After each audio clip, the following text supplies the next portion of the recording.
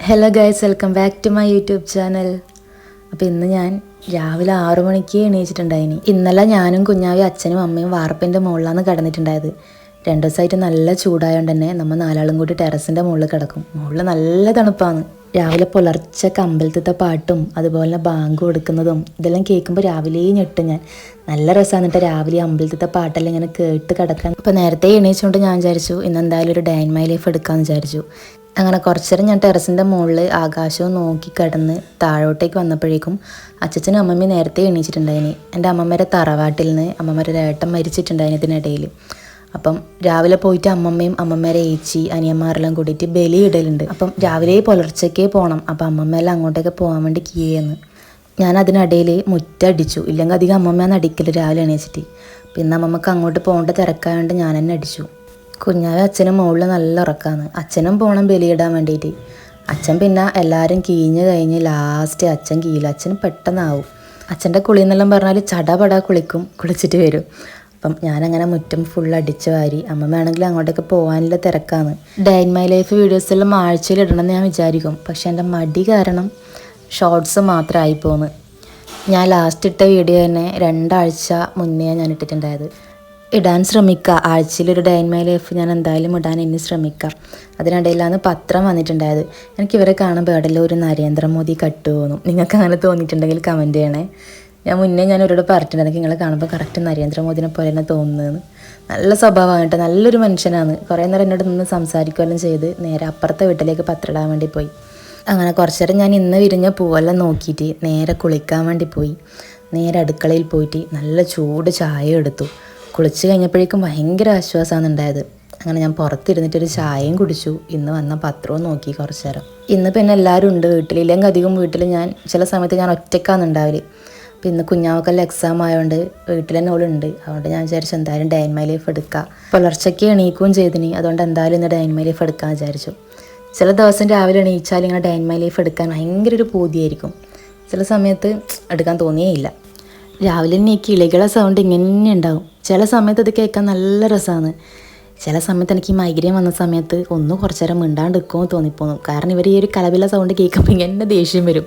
ചില ദിവസം ഉണ്ട്, അതായത് ഈ മൈഗ്രെയിൻ ഉള്ള സമയത്ത്. അല്ലാത്ത സമയത്ത് എനിക്കിത് കേട്ടിരിക്കാൻ ഭയങ്കര ഇഷ്ടമാണ്. രാവിലെ ഈ ഒരു കിളികളെ സൗണ്ട് കേൾക്കുമ്പം ഭയങ്കര എനിക്ക് ഒരു പോസിറ്റീവായിട്ടുള്ള ഫീലാണ് രാവിലെ ഈ സൗണ്ടെല്ലാം കേൾക്കുമ്പോൾ. എന്നും വീട്ടിൽ ദോശ തന്നെയാണോ വിചാരിക്കണ്ട, പല പലഹാരം ആക്കലുണ്ട്. പക്ഷെ ഞാൻ ഡേ ഇൻ മൈ ലൈഫ് എടുക്കുമ്പോൾ ദോശ മാത്രമായി പോകും.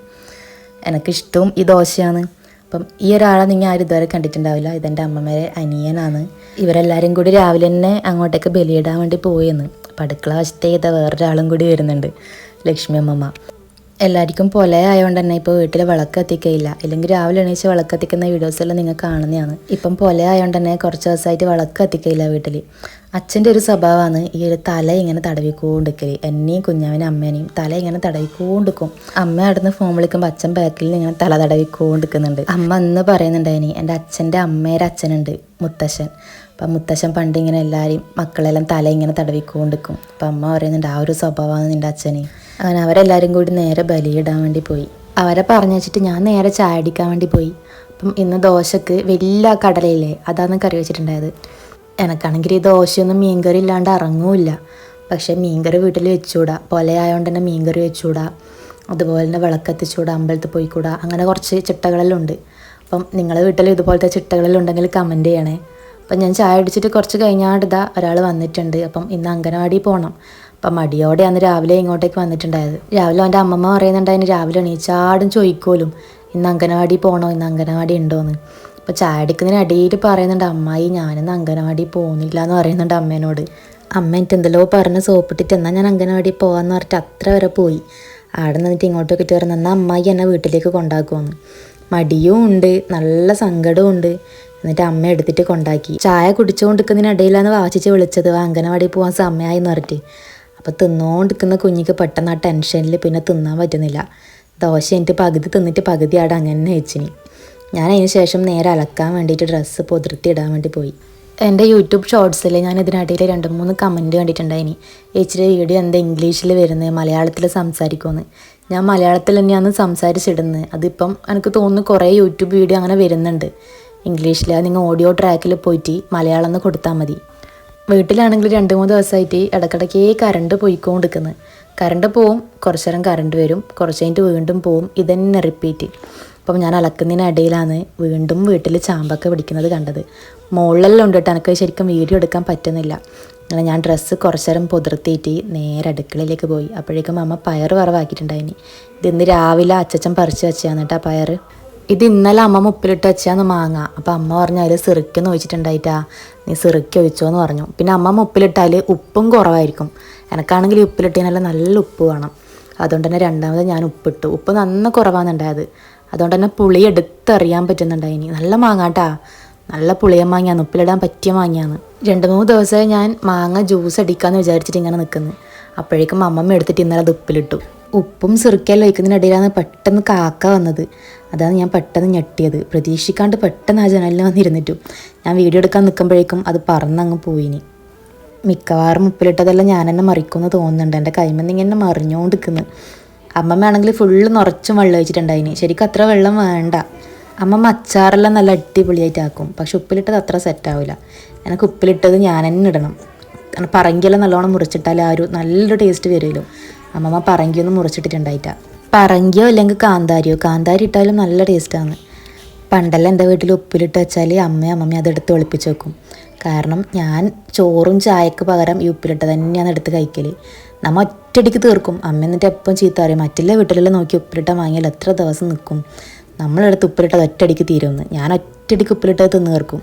എന്നാലും പണ്ടത്തെ അത്രയും ഇല്ലാട്ടെ. ഇപ്പം പണ്ട് ഭയങ്കര അഡിക്റ്റ് ആണ്ടായത് ഉപ്പിലിട്ടേനി. പച്ച മാങ്ങയാൽ ഉപ്പും കൂട്ടിയിട്ട് ഇടക്കിടക്കേ തിന്നും. ആ സ്കൂളിൽ ലീവിലെ ദിവസമെല്ലാം എവിടുന്നെങ്കിലും മാങ്ങ കിട്ടിയാൽ അതെടുത്ത് ഉപ്പിലിട്ട് തിന്നും. എൻ്റെ മുഖത്ത് ഇതിനിടയിൽ ഒരു വലിയ കുരു വന്നിട്ടുണ്ടായിന്. ആ കവളിന് നിങ്ങൾക്ക് കാണാൻ പറ്റുന്നുണ്ടാവും വീഡിയോയിൽ. അപ്പം ഞാൻ വിചാരിച്ചു അതിന് ഐസ് ക്യൂബ് ആക്കി വെക്കാമെന്ന് വിചാരിച്ചു. അപ്പം ഐസ് ഭയങ്കര തണുപ്പ് മുഖത്ത് വെക്കുമ്പം.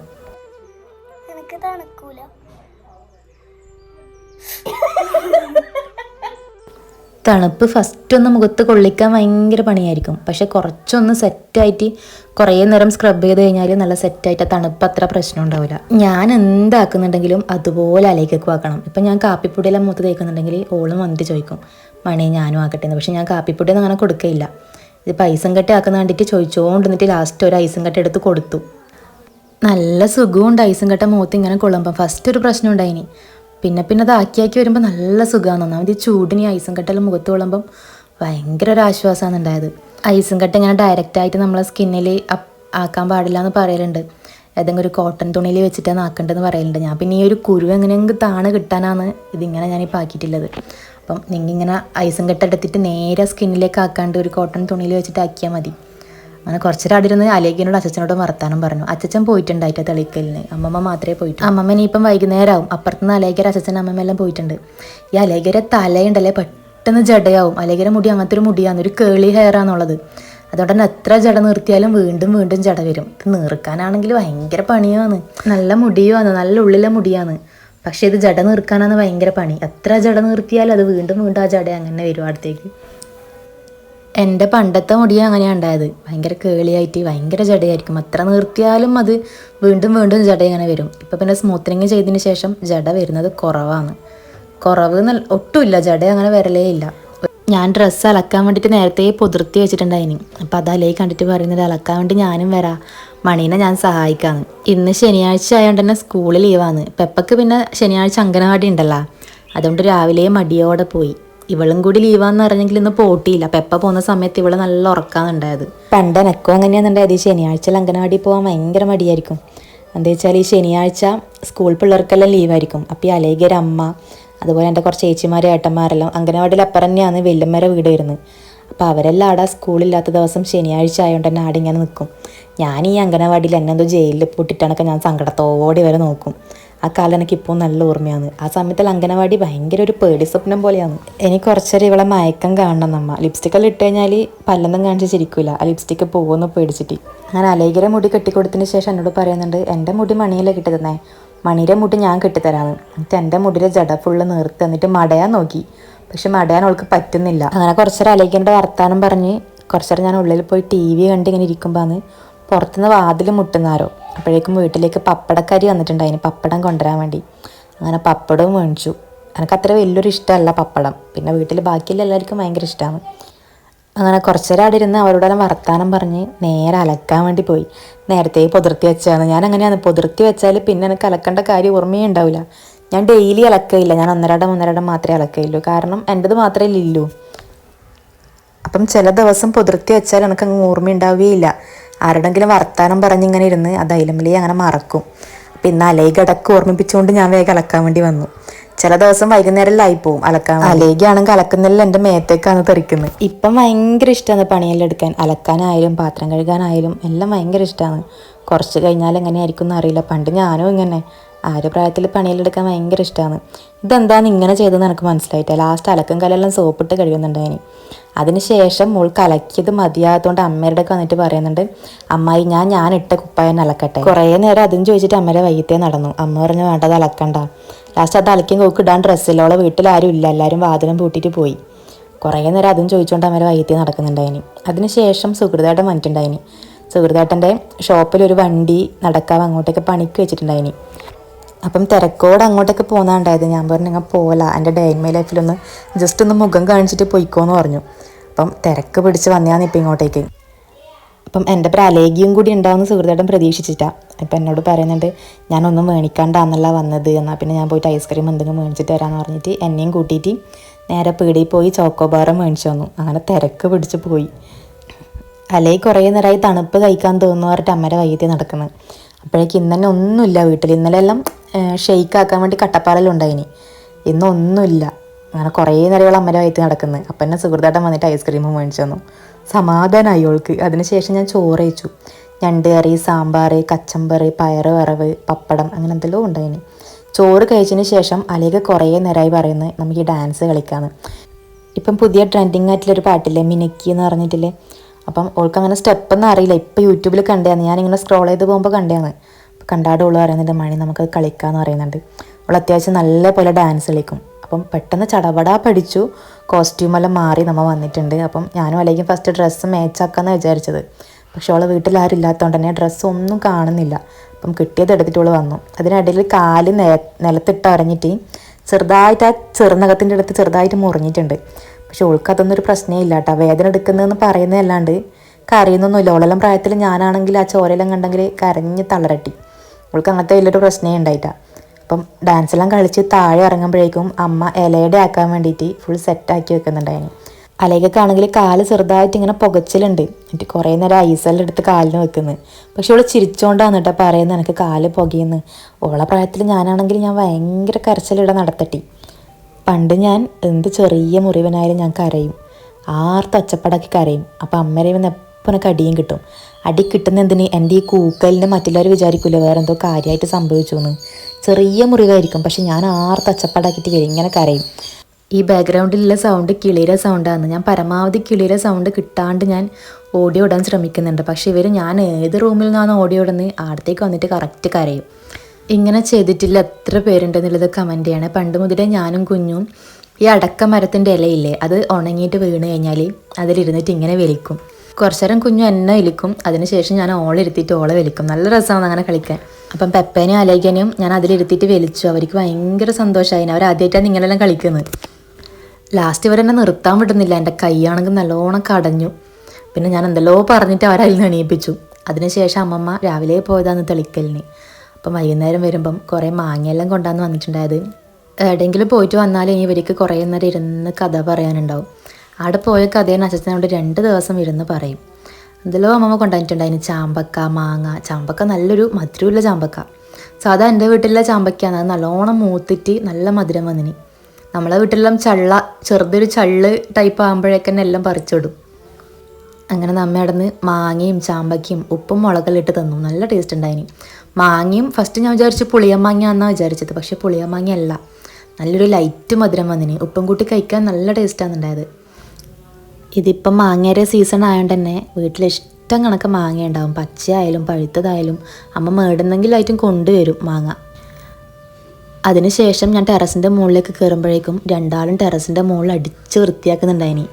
അലേഖയാണ് ഫസ്റ്റ് അടിക്കാൻ തുടങ്ങിയത്. അപ്പോൾ അലേഖ അടിക്കുന്ന കണ്ടിട്ട് പെപ്പയും ഫുള്ള് കാട്ടെല്ലാം വാരി നല്ല വൃത്തിയാക്കിയിട്ട് കളയുന്നുണ്ട്. പിന്നെ നിലത്ത് കുറേ അടക്ക വീണിട്ടുണ്ടായിനി. അടക്കെല്ലാം ഇവർ രണ്ടാളും കൂടി തന്നെ ഫുള്ള് പെറുക്കി വെച്ചു.